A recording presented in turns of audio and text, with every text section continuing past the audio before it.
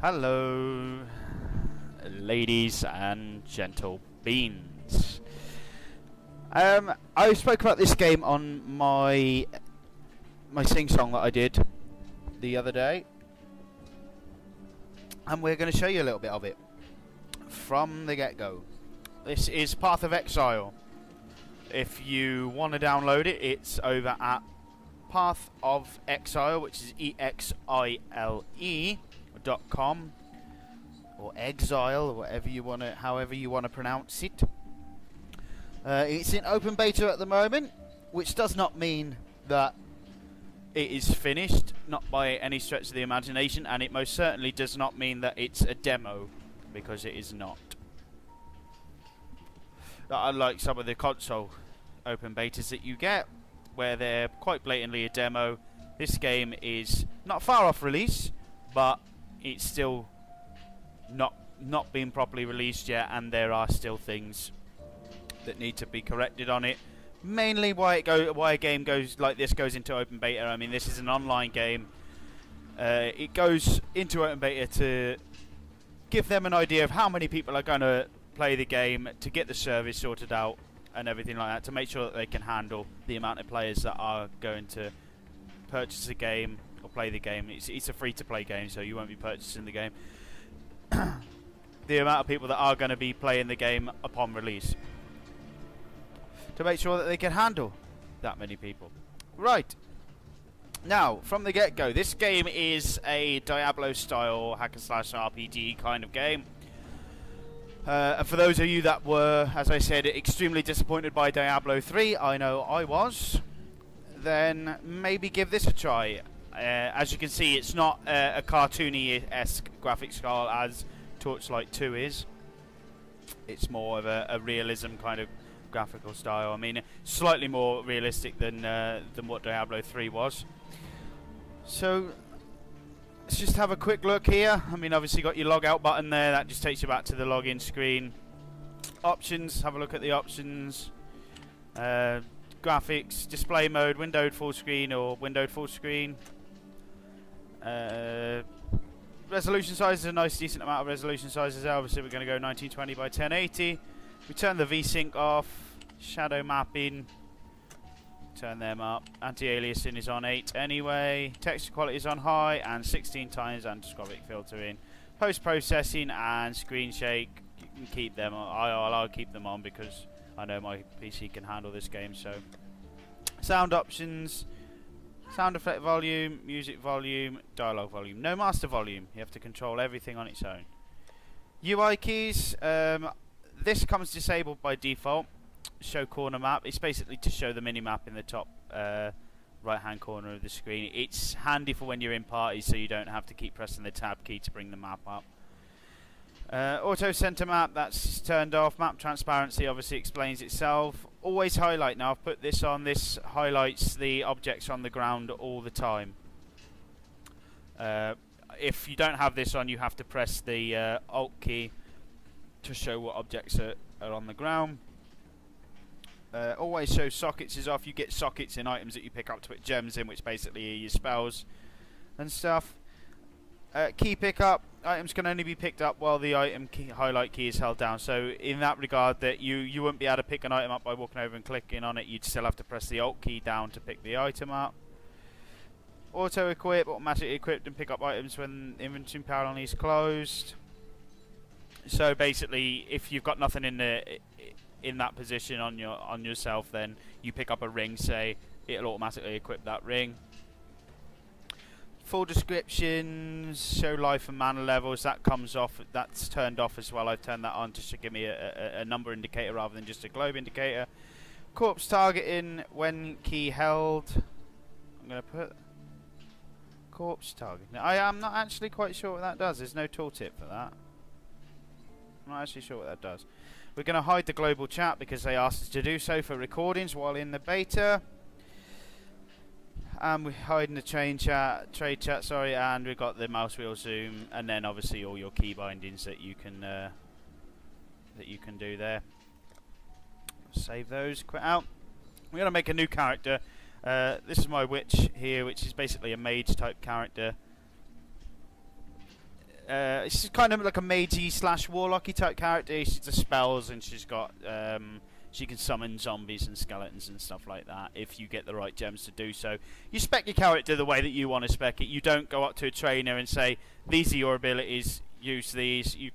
I could take her fully like sort of like fire magey type person if I wanted to. I could go full on electric mage, lightning mage. I could go full on frost mage, or I could have a mixture between the three of them, or I could go full on like summoner and just have my zombies and everything sort of like sort everything out. Or you can obviously have just a big mishmash of everything. It's not the game itself is quite linear in regards to like the same way as what Diablo was, but the leveling up system and everything like that isn't so much. It's very much you play how you want to play this game. I mean, there are going to be min-maxers and stuff like that out there who find out the best ways to spec your character to make it do the most damage and survive the longest and whatnot. But we aren't going to play it like that. I mean, what's the point? Have fun with it. This character here was in the hardcore league. She's now in the default league because I died yesterday for no apparent reason at all. I was drinking my health potions, but for some reason my health wasn't going up, and she just died. What happens in this game is when you die in hardcore mode, unlike Diablo 3, where your character is permanently deleted, you just get dropped into the default league. You lose all the items that are in your stash, but you take all the items that you actually have with you to the default league. You don't necessarily lose all your items that are in your stash. They stay in the hardcore league. So if you make another character in the hardcore league, you can go to the stash and take the stuff out that's already in there. We're going to make another character on the hardcore league. We'll quickly go through the characters and stuff like that. So your first one here is a Templar, which is melee class with slight emphasis, well, very slight emphasis on sort of like spells and stuff like that.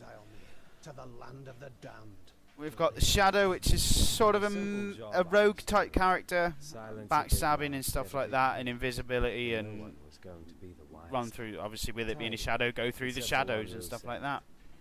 Next one, well, the Marauder, he's about to tell you what he is. There we go, he's a warrior. Raised to defend my tribe. So basically the barbarian type class that's in Diablo.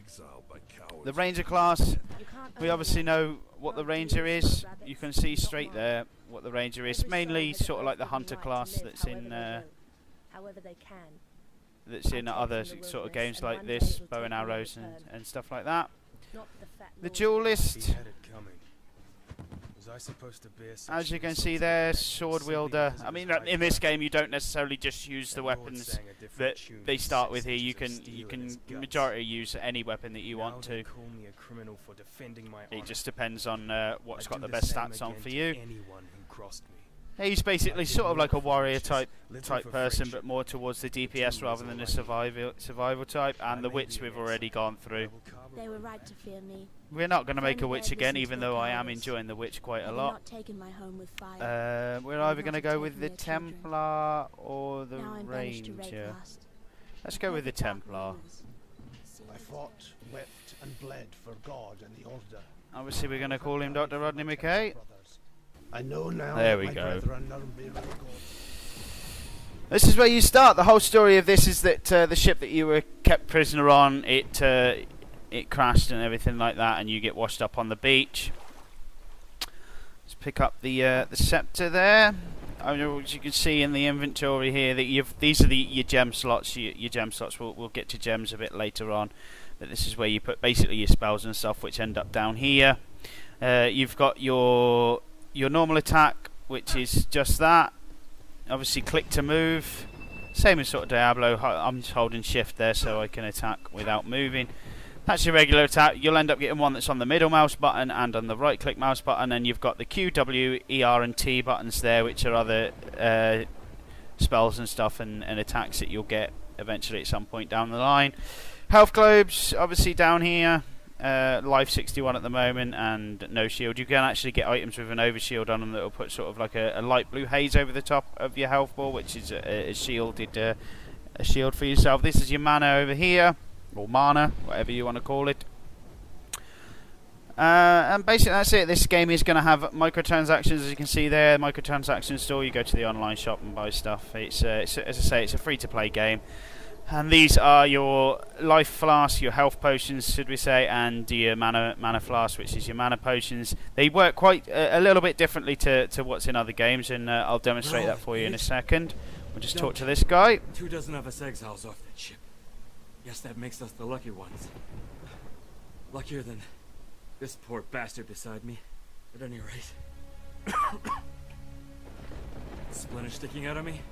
Missed all the important bits. I saw smoke at those ruins up the beach. Go get some help. And on my chest... No, there he goes. He's got eaten. We'll just demonstrate how these potions work. We'll get this guy to attack me a little bit. And if you drink some of that potion there, it goes up.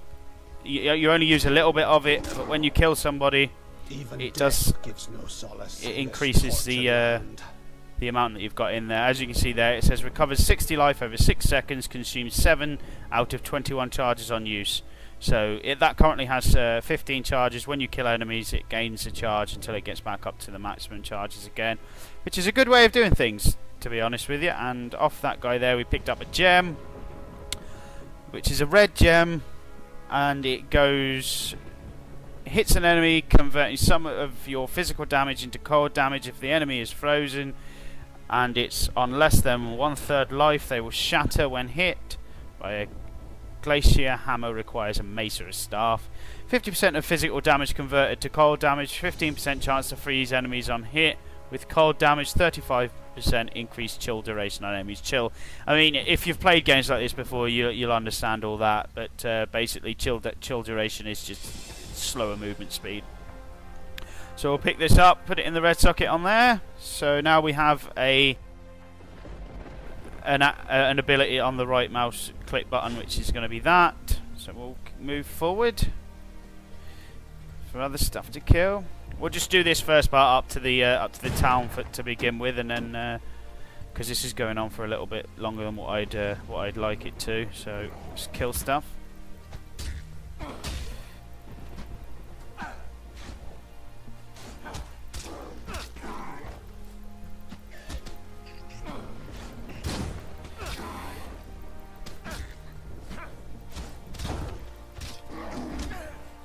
Drink the potion so we don't die. It'll be bad if we die straight away. Chest. As you can see there, everything shows up on the floor. If I turn that other thing up, that's what I said, when you have to press Alt to see things on the floor. If not, they disappear. Or if you press Z, it either shows them all the time or it doesn't show them all the time. I prefer it when it shows them all the time, because I don't want to be walking around hammering Alt all the time to see if there's anything on the floor. And that's my telephone. Why would anybody be ringing me?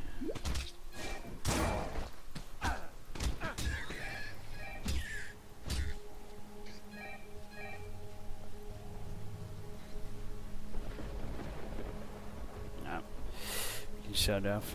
I was going to answer it, but we'll carry on. Carry on with the smashing. Ah. Oh, bloody hell.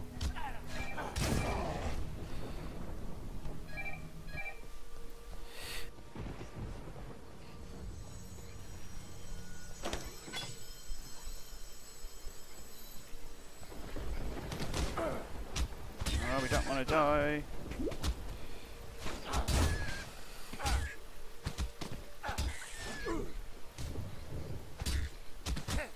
Hoping that this guy has some sort of ranged attack as well, because I'm not a fan of melee on hardcore modes.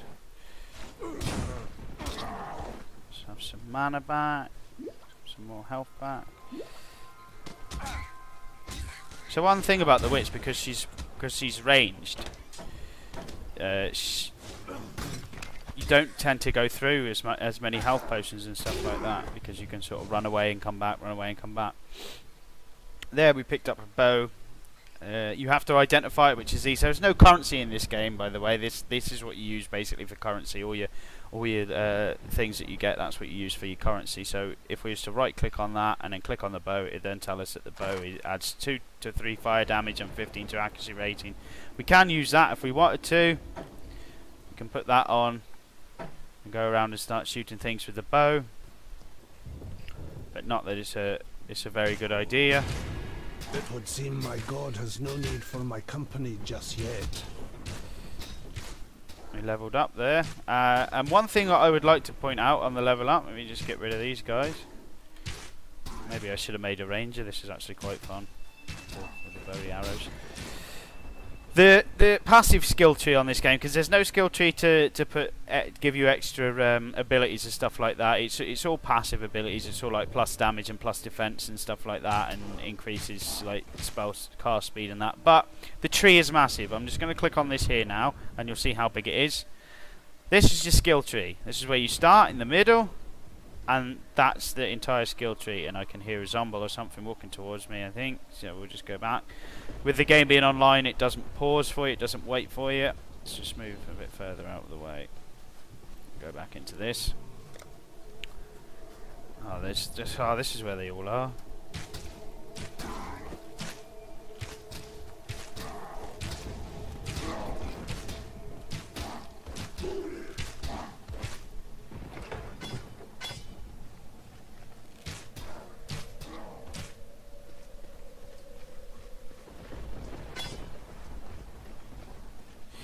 Right, so we'll go back into this. This is where you start from in the middle here. As you can see, I'm sort of like an intelligence / strength kind of person. We can have a mana regeneration rate or increased physical damage. So which way shall we go? Physical damage or mana regeneration rate? Let's go this way. Have a bit more melee damage. I know we're using a bow at the moment, but yeah, it's kind of ridiculous how large that passive skill tree is. But hopefully it's going to take a lot of planning to do this game, rather than just put your face on the keyboard and roll around and win. I'm doing using a bow and arrow. I said I should have rolled the ranger. I'll put that one on because it's got plus 15% quality, and we'll drop that. I'm not sure if I take that out and put it in there. No, I can't use that without a two-handed weapon.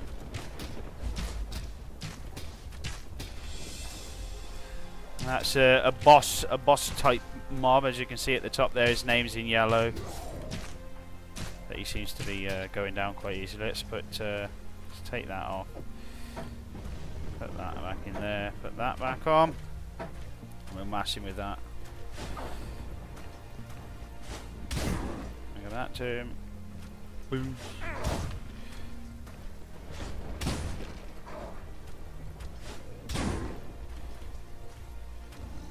My mana is spent. Oh.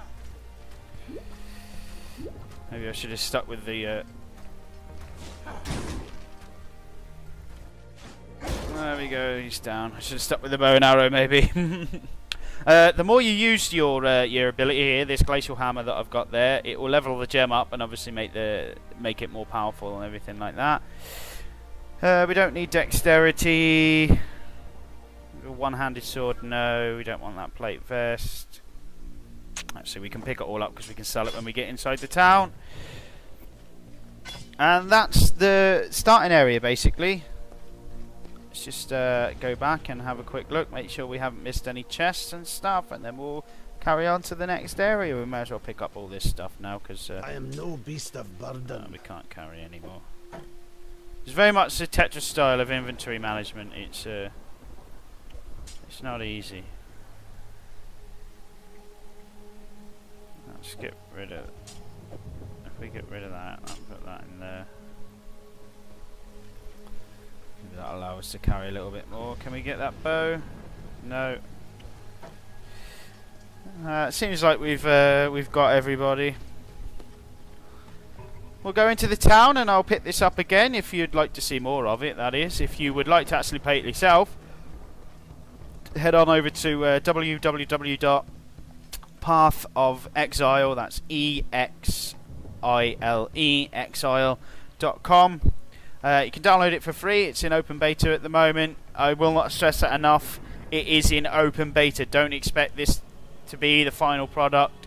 Don't expect you to, once you've had this, play it for a few days and then when it comes out, because it's quite possible that they might wipe the characters again. They did when it changed from closed beta to open beta, so it's possible they might do it again. So I wouldn't spend too much time on it. Give it a try. That's my advice, just to see if you like it, and if you do, obviously then you can purchase, not purchase it again, because as I say, it's free to play. And that's it. If you'd like to see some more of this, then give us a shout, and then we can work something out and have a good, decent play through it. Thanks very much for watching. See ya. Bye.